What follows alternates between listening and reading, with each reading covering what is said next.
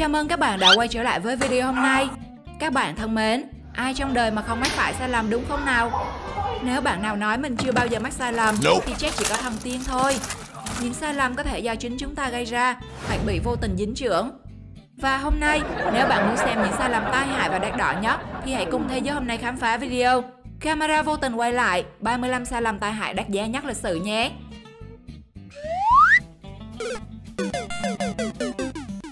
Ăn cướp. Camera đã vô tình ghi được một sai lầm hy hữu của một tên ăn cướp. Người đàn ông đang cực nhọc rửa ô tô, ấy vậy mà lại xuất hiện một anh ăn cướp các bạn à. Tên cướp dùng dao uy hiếp, yêu cầu người đàn ông vào nhà lấy tiền. A few moments later. Thợ rửa xe đã vào nhà, nhưng không lấy tiền mà lại lấy khẩu súng. Tên cướp chạy thục mạng, nhưng cửa gara đã đóng. Và kể từ ngày đó, anh ăn cướp đã có công ăn chuyện làm lành rồi các bạn à.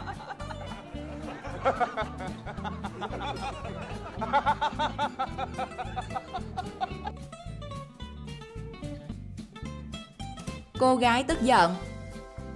Người ta nói, giận quá thì mất khôn, quả không sai tí nào. Như cô gái này không biết có phải đang cãi nhau với người yêu hay không, mà đứng giữa đường nói chuyện điện thoại một cách không mấy vui vẻ. Để rồi khi chiếc xe buýt yêu cầu nhường đường, cô gái lập tức tỏ thái độ bực bội bằng cách đập lên cửa kính xe buýt, mà không ngờ một phát ăn ngay, làm nứt luôn tấm kính. Bạn nào công nhận công lực cô này mạnh không?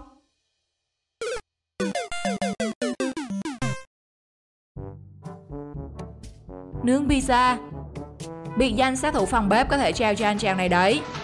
Chỉ có mỗi việc lấy cái bánh pizza trong lò nướng ra mà anh chàng cũng làm cho cả nhà bếp thành bãi chiến trường. Hạ thủy.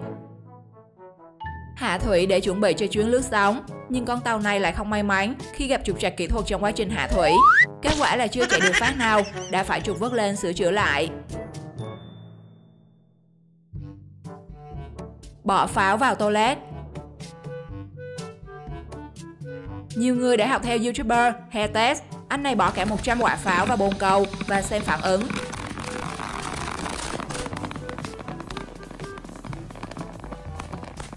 Nó vẫn còn tốt trang đúng không nào? Thế nhưng với anh này thì lại khác. Anh ta chỉ bỏ một quả pháo bé tí thôi mà cuối cùng lại hối hận không kịp khi cái toilet toang.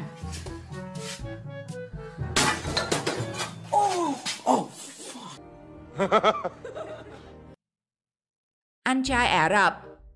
Sau này bạn nào có dắt ngựa thì nhớ đứng bên hông con ngựa thôi nhé.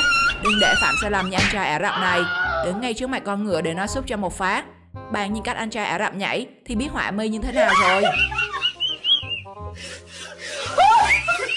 Sửa xe máy. Đang sửa xe máy thì lửa bất ngờ bốc cháy, nhưng với phản xạ nhanh như chớp cùng IQ vô cực, người thợ sửa xe máy trong đoạn video đã khiến người xem phải ngã mù thán phục. Khi quyết định cởi chiếc quần đang mặc để dập lửa một cách nhanh gọn lẹ, lửa nhanh chóng được dập tắt. Giờ thì bạn hiểu tại sao thợ sửa xe mặc quần rồi nhé.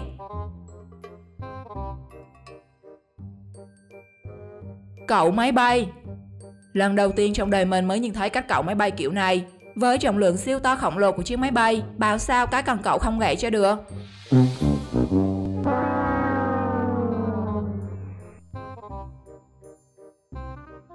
Đầu bếp nhà hàng. Ba anh chàng đầu bếp đã có màn biểu diễn phục vụ món ăn với lửa hết sức ấn tượng. Nhưng càng ấn tượng hơn là hệ thống phòng cháy chữa cháy của nhà hàng cực tốt. Bởi vì khi lửa bật lên, nước đã phun xuống xối xả để chữa cháy.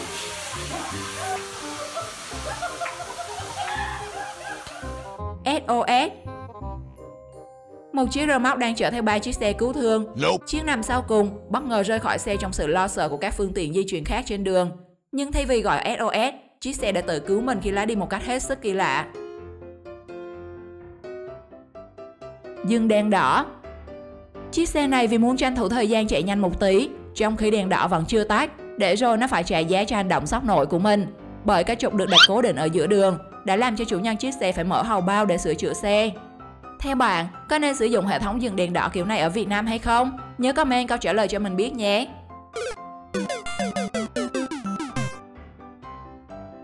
Chơi máy bay trong nhà.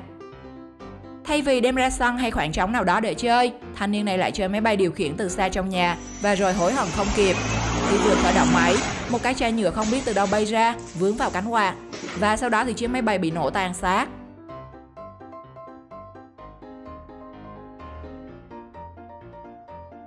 Ngủ chưa? Chàng trai một mình đang ngủ chưa? Cô gái đi xe máy tai nạn. Bỗng dưng vang vô giường chàng trai như một món quà. Giờ thì tình ngay lý trang các bạn à.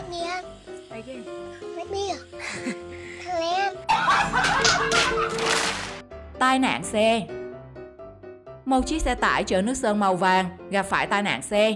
Nước sơn không chỉ bị đổ xuống đường mà làm ách tắc một đoạn giao thông, mà còn văng lên những chiếc xe di chuyển gần đó, khiến ai nấy cũng phải cạn lời về tình huống tai bay vạ gió này.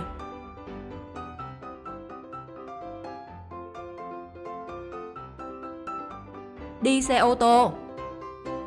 Thói quen đôi lúc thật đáng sợ các bạn à. Giống thanh niên này, có lẽ do phản xạ có điều kiện về việc bỏ dép khi đi vào nhà hay vào phòng, nên thanh niên khi leo lên xe ô tô cũng đã bỏ lại đôi dép của mình ở giữa đường. Người đi dép ở lại nhé. Cái bàn. 4 người đàn ông khiêng một tấm đá để làm mặt bàn. Dù đã rất nhẹ nhàng, cuối cùng phiến đá vẫn gãy làm hai. Điều này không phải lỗi ở họ, mà lỗi của định mệnh.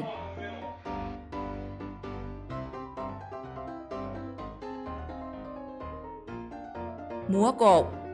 Thanh niên này đã có màn múa cột khiến nhiều chị em chạy nước dãi. Nhưng câu chuyện đáng nói ở đây là cái cột anh múa bỗng dưng sụp đổ, đập vỡ cả tấm kính. Theo bạn là vì anh chàng này quá nặng, hay cái cột đã đến thời điểm nghỉ hưu?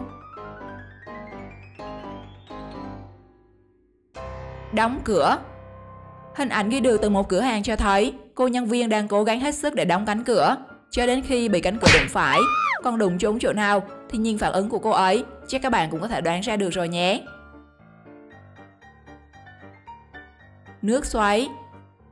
Thay vì những xoáy nước khổng lồ trên phim của Hollywood có thể cuốn phăng mọi thứ, còn đối với những xoáy nước kiểu mini thế này, có lẽ các bạn sẽ nghĩ là vô hại. Đấy cũng chính là suy nghĩ của con vịt này, và cái kết là nó đã bị xoáy nước nuốt chửng. Chính vì thế mà nhiều người nói vui là đừng trong mặt mà bác hình dong. Đổ xăng siêu xe. Có lẽ sau khi lượn lờ với người yêu, chiếc siêu xe hết xăng nên được chủ nhân của mình đem đến cây xăng để tiếp thêm nhiên liệu. Nhưng ai có thể ngờ rằng chiếc xe lại đen đủi đến vậy. Trong lúc đổ xăng thì bất ngờ bốc cháy một cách kỳ lạ. Bạn nào có thể giải thích chuyện gì đã xảy ra trong tình huống này? Hãy comment cho mọi người biết nhé.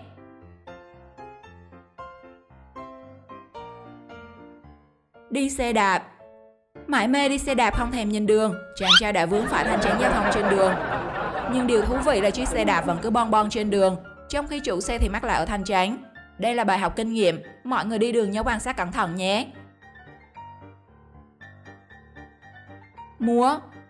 Nhảy múa đến nỗi làm ngã luôn chiếc gương dựng ở bên tường, nhưng may mắn là anh chàng đã nhanh tay lẹ chân, cứu được màn thua trông thấy. Nhưng được lần đầu, không chắc lần hai cũng may mắn như thế. Và cái kế là khi anh ta quay đi thì chiếc gương cũng đổ sầm. Con chó. Nằm đâu cho thoát chứ sen, boss mà đã ra tay thì chỉ có từ chết tới bị thương thôi. Nhưng liệu sau pha vồ bát họa mi của chàng thanh niên, con chó có bị biến thành cây 7 món không các bạn? Bế cô dâu.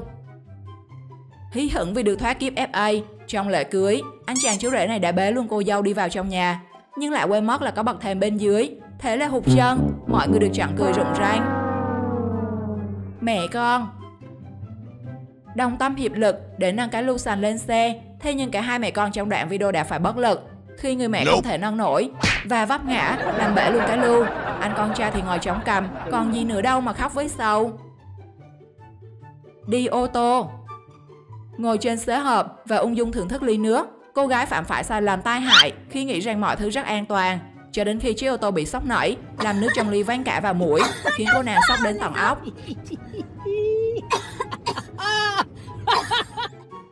Sai lầm tai hại nào làm bạn ấn tượng nhất? Hãy comment chia sẻ cho mọi người trong phần bình luận nhé. Xin chào và hẹn gặp lại các bạn trong những video tiếp theo.